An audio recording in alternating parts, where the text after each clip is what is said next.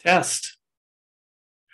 Hi, everyone. We've made it to February. In our latest version of Doc Talk, we're going to cover the many things going on with COVID in the country and across the globe. In general, a very good time of news related to COVID.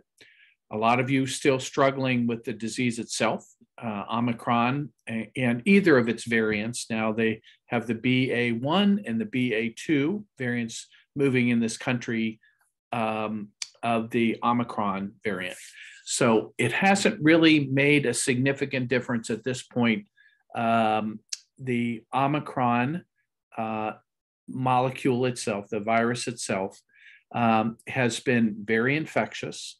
And the BA2 version of that is a little bit more infectious and has a tendency to spread through kids a little bit more and through families a little bit more. So just so everyone's aware of that, and we have news related to that this week. But continued science says that it is not as dangerous. It is not resulting in as many people who get it going into the hospital or dying, and that's great news. Delta is still present essentially across the country, and hospitalizations and deaths still occurring, unfortunately, as a result of that. And then some people, regardless of the COVID variant, do get very sick, and the vaccines are growing even more in importance. So let's talk about that this week. The news of the week is our second United States vaccine fully approved by the FDA. Full approval of the Pfizer vaccine, and then this week, the Moderna vaccine.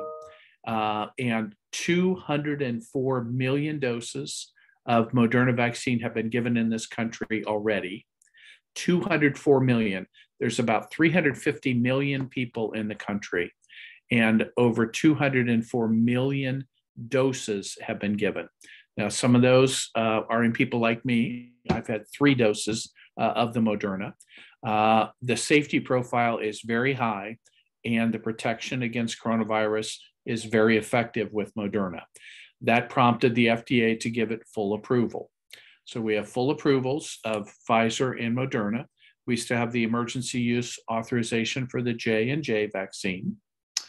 And this week, important news is that Novartis has a different version, a protein-derived vaccination for coronavirus that has gone before the FDA for emergency use authorization.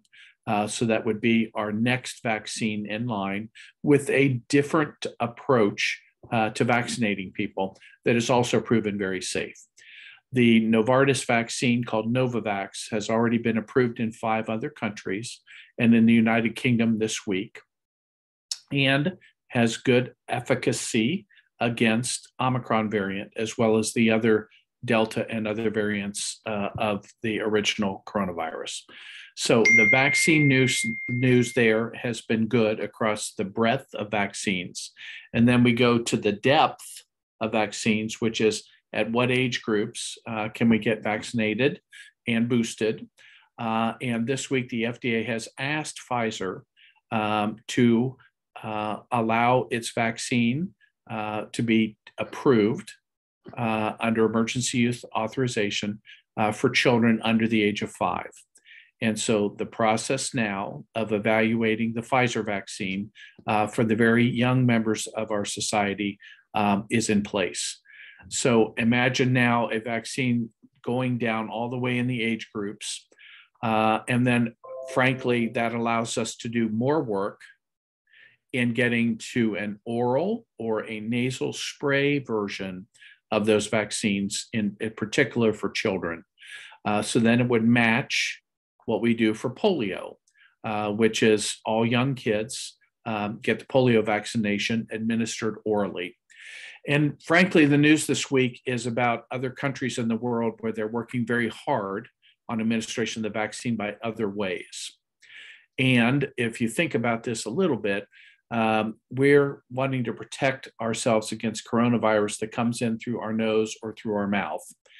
If you spray or swallow a vaccine that creates the immunologic response in the nose or in the mouth, it may prove to be even more beneficial than having all those antibodies present in your bloodstream that you get by getting a shot of the vaccine.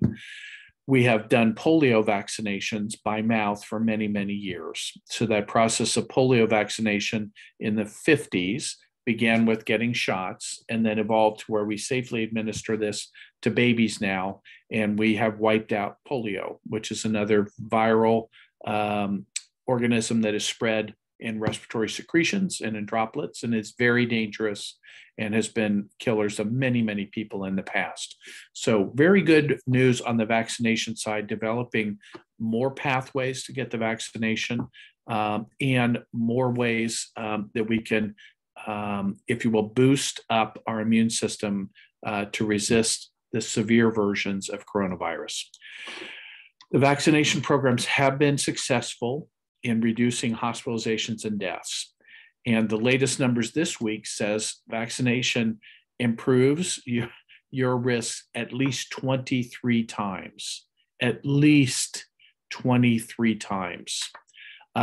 So we have frankly found that in many of our observations. ICUs in general have patients who are unvaccinated or have immune compromise so that they're not getting full effectiveness from the vaccination. So the effectiveness against all of the types of coronavirus has been very good with the vaccines that we have. And now we're adding even more potential tools and at more age groups to what we can administer. Let's talk about treatments. So the news this week is that treatments continue to be short for either the oral or the IV version of treatments for people who are in fact sick with coronavirus. So in looking at our options moving into the spring and summer months, we're hoping that the availability of those treatments improves.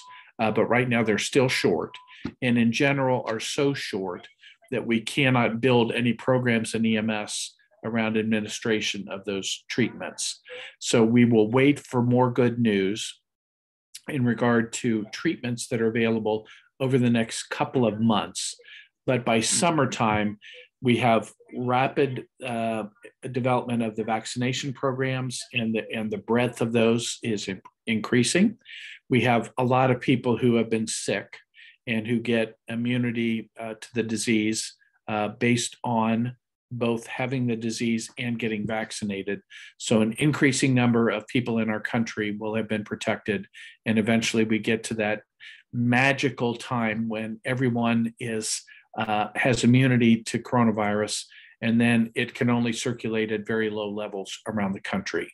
That's the herd immunity concept that you've heard about, and will be really important to us finally getting to the stage of access in this country where there's very little virus that has a receptive environment to go anywhere. So that's called an endemic phase.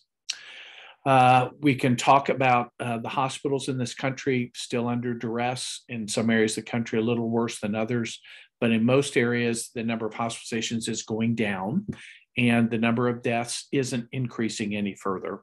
And that's the best we can hope for at this time, because in some places, people have been on ventilators and in rehab units for a very long time in hospitals. And unfortunately, some of those people are still dying, including some fire, EMS, and police officers who are in that population. So overall, things are looking better in this country related to coronavirus news, and that's the best part of this week. We still have some concerns about other infectious diseases. I talk about this essentially every week because we have to be aware that when people begin to get back together again, they spread other diseases. The good news, the most dangerous of the other bugs is influenza. And influenza A has been the primary circulating in the United States, and its incidence is decreasing in most places. It was low to begin with coming into this year, and now it is further decreasing. So we do not believe we have any kind of a ripe stage for influenza to spread this year, and that will be good news. Other respiratory bugs going around the daycares, the schools, et cetera, And no doubt, because we've had 2 very quiet years, the kids are going to get a little more in the way of respiratory infections than they would have in a regular year, if you will, because they simply haven't been exposed, haven't built their little immune systems. My grandkids facing this every day. They haven't been around other kids for a couple of years. And now as they begin to get around other kids in daycare or in play or in school, they're picking up a few more of the respiratory bugs. So little snotty noses and little coughs are there. You know, we've dutifully tested them for COVID. They're negative for COVID, but just so everyone can be prepared, that's going to happen. As we move into the spring, it is likely we will be reopening our events, our churches, our concerts, our sporting events. We'll be able to do some more vacations and stuff. Educational events likely to open back up again. And that's really important in our industry because we've been away from each other and unable to really interact in the way that public safety providers really socialize around. And so we have that to look forward to. So stay safe as we go through this waning phase, hopefully, of the coronavirus. We still have opportunities to get vaccinated or get that 3rd jab as is necessary for you. We have an opportunity now to perhaps immunize our smaller children, and that would be great news for everybody and for the schools and daycares that have to deal with them. So be safe. Doc Talk, beginning of February. Take care, everybody. Thanks.